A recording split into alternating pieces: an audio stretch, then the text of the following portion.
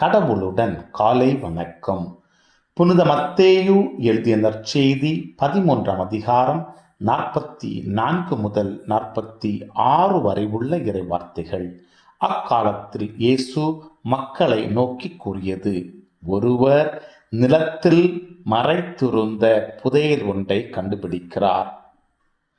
அவர் அதை மூடி மறைத்துவிட்டு மகிழ்ச்சியுடன் போய் தமக்குள்ள யாவற்றையும் விற்று அந்த நிலத்தை வாங்கிக் கொள்கிறார். விண்ணரசு இப்புதையலுக்கு ஒப்பாகும். வணிகர் ஒருவர் நல் முத்துக்களை தேடிச் செல்கிறார். விலை உயர்ந்த ஒரு முத்தை கண்டவுடன் அவர் போய் தமக்குள்ள யாவற்றையும் விற்று அதை வாங்கிக் கொள்கிறார். விண்ணரசு அந்நிகழ்ச்சிக்கு ஒப்பாகும். கிறிஸ்துவின் நற்செய்தி. இந்த நாள் இனிய நாளாக அமைய வாழ்த்துக்கள்.